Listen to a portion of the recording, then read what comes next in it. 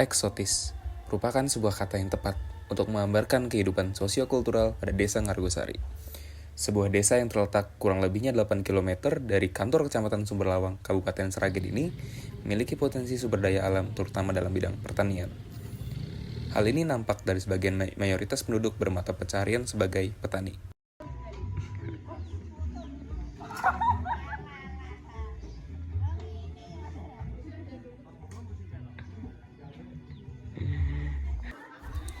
Luas wilayah sebesar 1.120.768 hektar ini didominasi oleh tanaman lahan kering seperti padi, jagung, serta tembakau.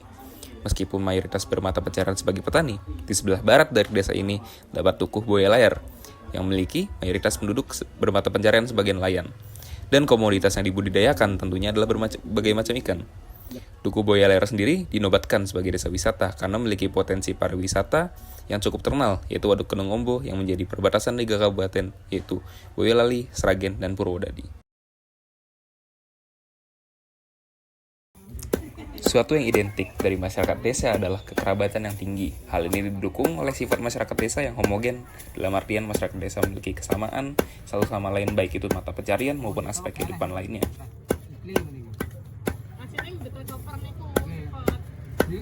Kekerabatan ini membentuk komunitas-komunitas dalam masyarakat, salah satunya adalah PKK. PKK sendiri merupakan suatu kelompok yang terdiri dari beberapa wanita yang telah berkeluarga dan melakukan beberapa kegiatan positif.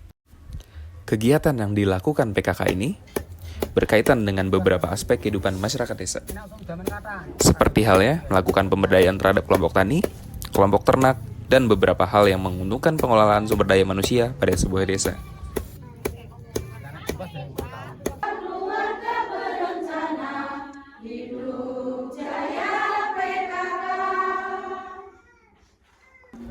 Kekerabatan masyarakat desa tidak hanya didukung oleh komunitasnya, tetapi ketaatan religi pada masyarakat desa Ngargosari juga mendukung rasa keterikatan satu sama lain.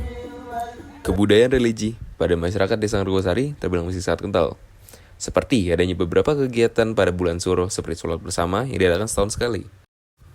Pada kegiatan sholat bersama, nampak tidak hanya ketaatan religi, namun juga rasa nasionalisme yang tinggi di mana anak-anak mengibarkan bendera merah putih, menunjukkan adanya pembauran antara kebudayaan negara dengan kehidupan religi. Fenomena simbolik juga nampak pada kegiatan ini, di mana terdapat momen sesekali sang kiai melemparkan buah, kemudian warga berlomba untuk mendapatkan buah yang dilempar oleh sang kiai. Tentunya, buah tersebut memiliki arti simbolik. Barang siapa yang mendapatkannya, mereka meyakini hidupnya akan diberkahi karena buah tersebut didapatkan dari pemuka agama.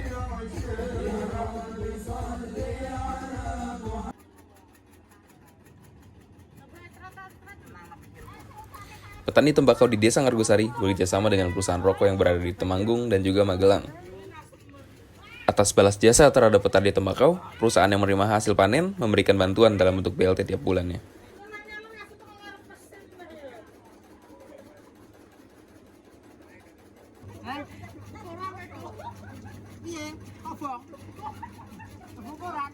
Dalam proses pengolahan tanaman tembakau di Desa Ngargosari, setelah tembakau dipanen, tanaman tembakau kemudian dilakukan proses rajang. Proses ini tentunya dilakukan dengan mesin rajang untuk membuat daun tembakau mentah menjadi potong-potongan kecil guna menciptakan kualitas dan karakteristik rasa pada rokok.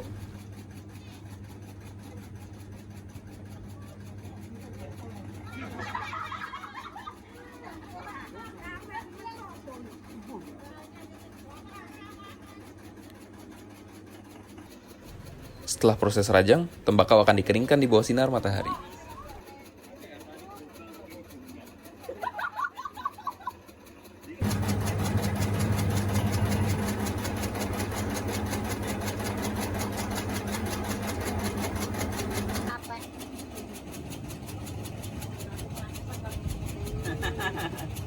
Habis di situ habis.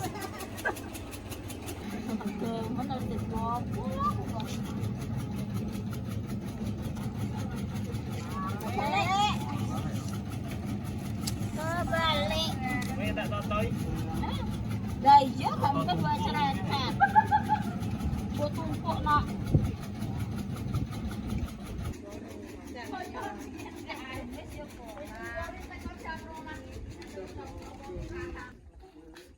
kesannya larang itu. Sing kesel sing leren nyambi sing leren.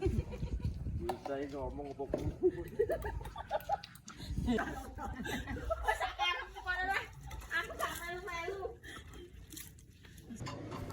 Apakah Ngargosari hanya bergantung pada tembakau dan budidaya ikan? Bagaimana dengan UMKM?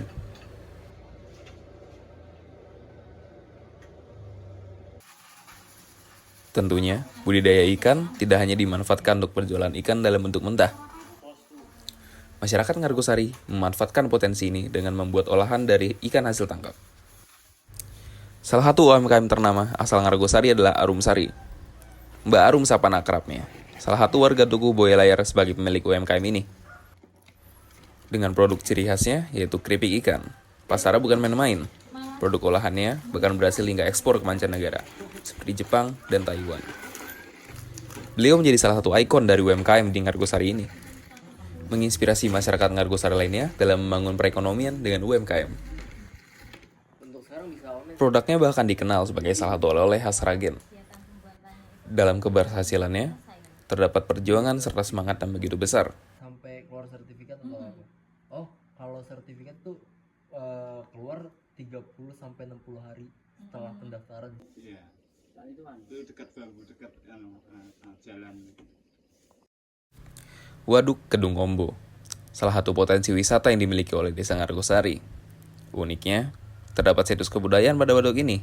Salah satu pahlawan nasional yang cukup dikenal bagi masyarakat Sragen yaitu Nyi Ageng Serang. Makamnya di tengah waduk ya Pak itu? Iya betul, karena itu dulu makam kuno Mas. Sebelum ada proyek bendungan waduk ini direncanakan dari tahun 75 itu, diresmikan tahun 91 itu, dalam tahap pembangunan itu sebenarnya itu belum bisa dipindahkan secara keseluruhan karena proses pemindahan itu juga termasuk mendadak waktu itu Mas. Jadi masih banyak makam, terus pohon dan mungkin bangunan-bangunan yang masih terbenam air gitu. Yeah. Karena dari tahap pembangunan tersebut untuk renovasi itu begitu ya mungkin pembebasan dulu ya Mas ya untuk pergantian ganti rugi untuk perpindahan penduduk itu belum sempat perpindahan pun itu makam-makam juga intinya belum sempat semua terangkat seperti itu. Kisahnya seperti itu. Jadi itu tetap yang terbenam itu diabadikan gitu, dilestarikan gitu Mas intinya.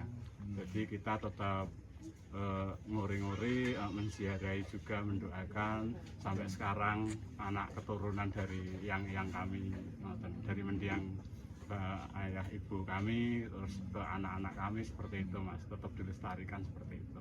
Berarti itu tuh makamnya ketimbun air gitu? Iya betul, karena dalam pembangunan waduk ini terkena imbasnya Mas, harus. Walaupun secara fisik makam Nyi Ageng Serang sudah dipindahkan karena ada pembangunan waduk, masyarakat desa masih meyakini secara spiritual bahwa arwah dari Nyi Ageng Serang masih berada di waduk ini.